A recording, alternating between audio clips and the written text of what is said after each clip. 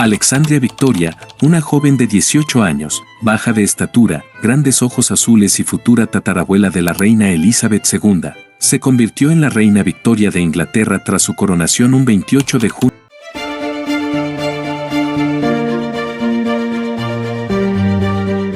Alexandria Victoria nació el 24 de mayo de 1819, fruto de la unión de Eduardo Augusto Hannover, cuarto hijo del rey Jorge III de Inglaterra, con la princesa María Luisa de Sajonia-Coburgo, descendiente de una de las más antiguas y vastas familias europeas. Alexandria Victoria era sucesora de la dinastía alemana Hannover que apenas un siglo antes, en 1714 y tras la muerte de la reina Ana de Gran Bretaña que no dejó descendencia se hicieron con el trono británico, por lo que, tanto Jorge I, que reinó de 1714 a 1727, como Jorge II que reinó hasta 1760 eran principalmente alemanes. Jorge III fue el primero de la casa de Hannover en nacer en Gran Bretaña y cuya lengua materna era el inglés. Jorge III gobernaría Gran Bretaña desde 1760 hasta 1801, a este le sucederían dos de sus hijos, Jorge IV y Guillermo IV. Victoria perdió a su padre cuando solo contaba un año de edad y fue educada bajo la atenta mirada de su madre, revelando muy pronto un carácter afectuoso y sensible, también inteligente y poco proclive a dejarse dominar por cualquiera. Su madre la criaría bajo el sistema Kensington, con este nombre se conoce la férrea estructura educativa dispuesta para la crianza de Victoria, ideada por su madre y su asistente, John Conroe. La duquesa era alemana de origen, se había casado por segunda vez con Eduardo, el cuarto hijo del rey Jorge de Inglaterra, tras perder a su primer esposo.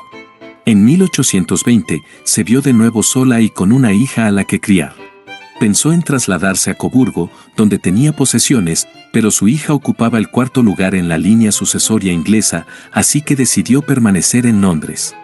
Victoria de Sajonia no hablaba inglés y carecía de la simpatía del Parlamento, debido a las deudas de su difunto esposo. Aún así, pudo residir en el Palacio de Kensington con su hija y los miembros de su casa. La duquesa confinó a su hija en el palacio, alejándola de quienes no contasen con su aprobación.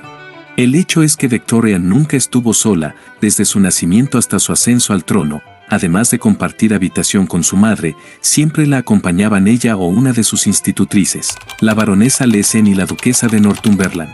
La niña no podía ver a sus parientes paternos, el propio rey Guillermo tenía vetado el acceso a su sobrina. Ciertamente, el tío mayor de Victoria, Jorge IV, no fue ejemplar, su conducta resultó en un matrimonio secreto, otro fallido, varias relaciones extramaritales y 4 hijos ilegítimos. Así, el alejamiento de Victoria de la corte puede verse como el intento de su madre por preservar su decencia, tanto más importante si llegaba al trono. De este modo, creció rodeada de personas mayores, con la única distracción de su perro y sus muñecas, se dedicó a estudiar caligrafía, latín, música e historia y nunca mostró el menor interés por las artes o la literatura. Guillermo IV murió de cirrosis del hígado y neumonía el 20 de junio de 1837, pero a su muerte no dejó ningún hijo legítimo. Por lo tanto, la corona británica pasaría a su sobrina Victoria. Horas después del fallecimiento de Guillermo, el arzobispo de Canterbury se arrodillaba ante la joven Victoria para comunicarle oficialmente que ya era reina de Inglaterra. Ese día, la muchacha escribió en su diario: «Ya que la providencia ha querido colocarme en este puesto, haré todo lo posible para cumplir mi obligación con mi país. Soy muy joven y quizás en muchas cosas me falte experiencia, aunque no en todas, pero estoy segura de que no hay demasiadas personas con la buena voluntad y el firme deseo de hacer las cosas bien que yo tengo». La solemne ceremonia de su coronación tuvo lugar en la abadía de Westminster el 28 de junio de 1838 y costó alrededor de 70.000 libras esterlinas. Fue la primera reina popular y querida en la historia de Inglaterra. La reina Ana era impopular, a la reina María, que era católica, la odiaban los protestantes, y a la reina Isabel, que era protestante, la odiaban los católicos. Victoria, en cambio, no tenía enemigos y acudió 500.000 de personas de las provincias inglesas a presenciar su coronación londinense. La ceremonia fue oficiada por el arzobispo de Canterbury, William Hawley. La joven reina llegó a la abadía en el carruaje estatal, acompañada por una procesión impresionante que incluía dignatarios, miembros de la realeza y guardias ceremoniales. Victoria llevaba una magnífica capa de terciopelo, Luego, fue ungida con aceite sagrado por el arzobispo de Canterbury, simbolizando su dedicación divina al servicio de su pueblo y de Dios. La reina fue coronada con la corona de San Eduardo, una pieza histórica y sagrada, mientras los asistentes proclamaban su lealtad. Además, el cetro y el orbe fueron entregados a la reina, representando su autoridad y deber de gobernar con justicia y sabiduría. Victoria juró mantener las leyes y tradiciones del Reino Unido, además de proteger la Iglesia de Inglaterra. Después de la ceremonia, Londres fue testigo de grandes celebraciones. Se realizaron desfiles, fuegos artificiales y eventos públicos en honor a la nueva reina. La capital y otras partes del Reino Unido estaban decoradas con banderas y flores, reflejando la alegría y esperanza de la nación. Poco después de su proclamación, el Parlamento otorgó a la nueva reina una asignación de 385.000 libras anuales. Al principio de su reinado su popularidad se resintió por varios escándalos de los que no era protagonista. Uno de ellos afectaba a una de sus damas de honor, de quien se dijo que había quedado embarazada, aunque luego resultó que se le había hinchado mucho el hígado. El puritanismo de aquella época era ya inmenso, e iba a crecer durante todo su reinado hasta el punto de que no se podía escribir la palabra pierna en una novela. Como el pueblo silbaba a su carroza por las calles, sus consejeros se inquietaron y decidieron que si se casaba crecería en popularidad. El 10 de febrero de 1840 Victoria se casó con Alberto de Sajonia-Coburgo-Gotha, alemán y primo de Victoria. Era uno de los escasísimos hombres jóvenes que la adolescente soberana había tratado en su vida y sin duda el primero con el que se le permitió conversar a solas. La boda se celebró en el Palacio de St. James. Victoria y Alberto tenían la misma edad, pero el protocolo exigía que Victoria le pidiera el matrimonio a Alberto y no al revés. Él accedió y con el tiempo recibió el título de Alberto, príncipe consorte, ya que Victoria seguiría siendo la soberana absoluta. A pesar de ello, Alberto leía los papeles de estado de Victoria y la aconsejaba cuando era necesario. Él se describió a sí mismo como el secretario privado de la soberana y su ministro permanente. La perseverancia del príncipe y la viveza natural y el sentido común de Victoria hizo que la pareja real despejara en una misma voluntad todos los obstáculos y se logró un universal respeto con sus iniciativas.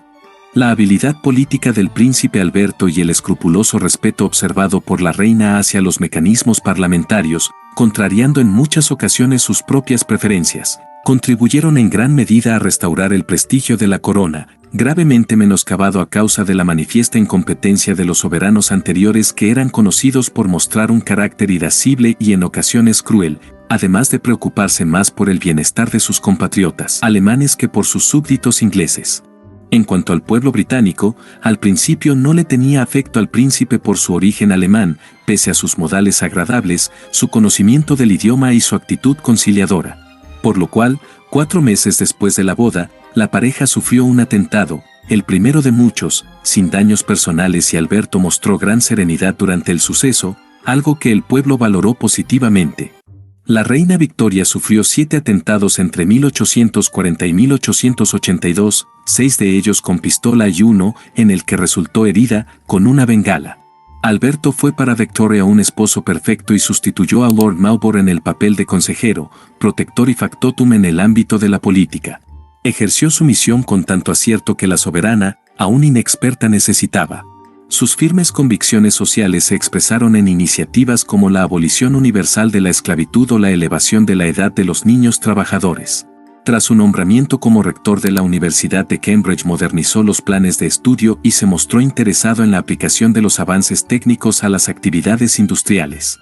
Gracias a su empeño se celebró la Gran Exposición en Hyde Park en 1851, empresa difícil debido a la oposición parlamentaria, pero que se saldó con enorme eco internacional y éxito económico. En el terreno familiar, Alberto se ocupó de la educación de sus hijos, algo extraordinario en un padre de la época, y ordenó las cuentas de su esposa. Gracias al príncipe, la vida de la reina y la situación del país discurrían en paralelo a mediados del siglo XIX. Victoria era feliz junto a su esposo y sus 9 hijos, y Reino Unido avanzaba a la cabeza de los países industrializados. A lo largo de los años siguientes, Alberto continuó ocupándose incansablemente de los difíciles asuntos de gobierno y de las altas cuestiones de Estado. Pero su energía y su salud comenzaron a resentirse a partir de 1856. Fue en 1861 cuando Victoria atravesó el más trágico periodo de su vida. En marzo fallecía su madre, la duquesa de Kent, y el 14 de diciembre expiraba su amado esposo. El hombre que había sido su guía y soportado con ella el peso de la corona, Alberto solo tenía 42 años. Como en otras ocasiones, y a pesar del dolor que experimentaba, la soberana reaccionó con una entereza extraordinaria y decidió que la mejor manera de rendir homenaje al príncipe era hacer suyo el objetivo central que había animado a su esposo: trabajar sin descanso al servicio del país, pues Reino Unido estaba en pleno crecimiento. Gran Bretaña participó en la Guerra de Crimea en 1853, en la que Gran Bretaña, Francia y el Imperio Otomano entre otros se unieron para derrotar a Rusia. Victoria se había opuesto a la guerra y visitó personalmente a los combatientes heridos en los hospitales de vuelta en Gran Bretaña. El conflicto vio la creación de la Cruz Victoria, la condecoración británica militar más alta.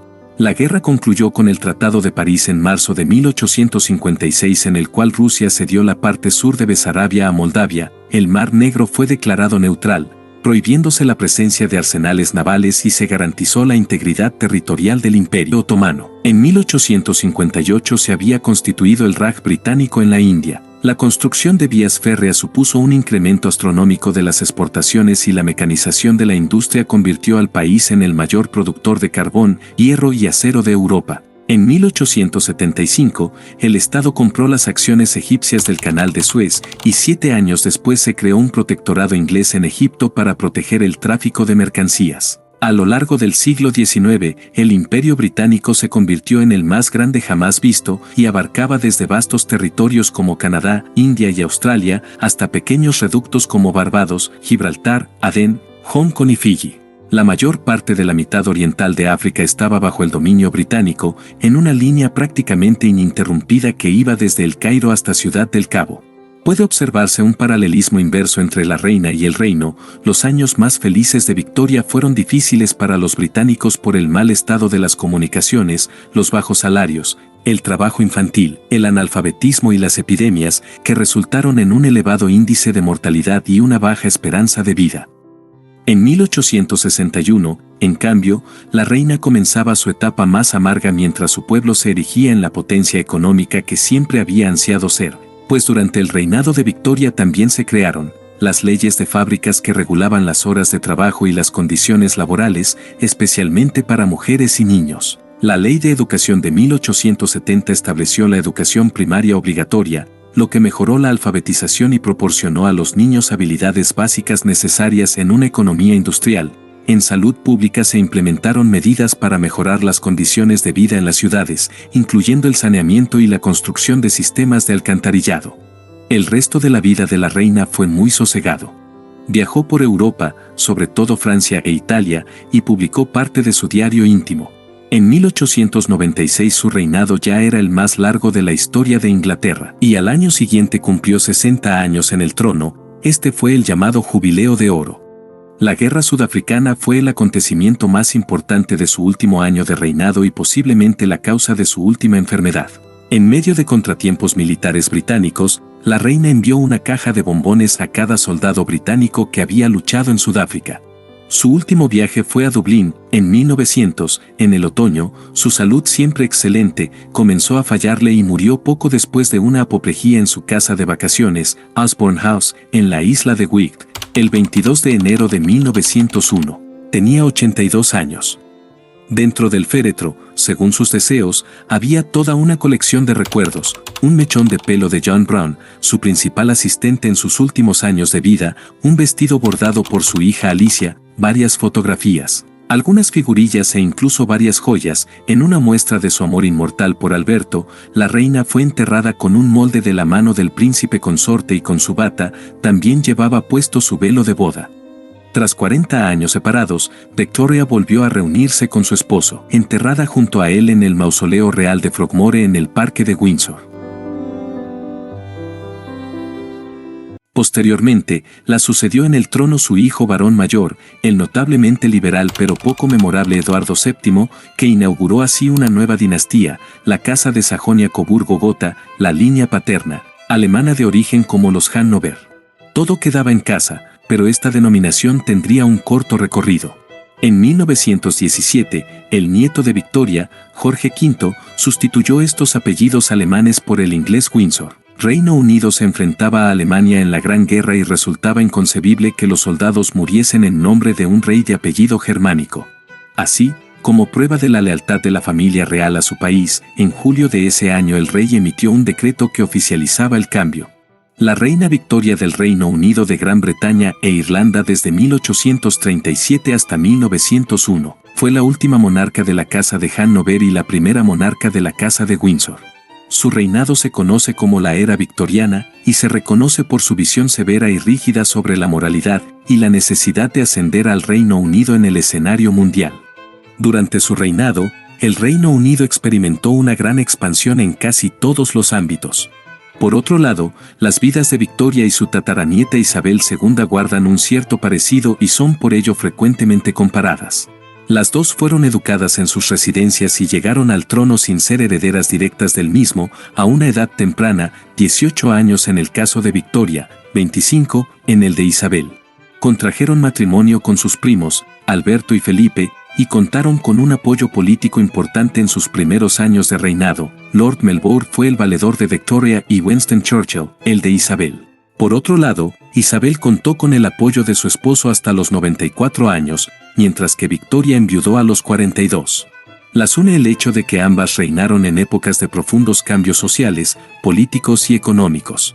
Con todo, sus figuras lograron la cohesión de la sociedad británica por encima de las dificultades.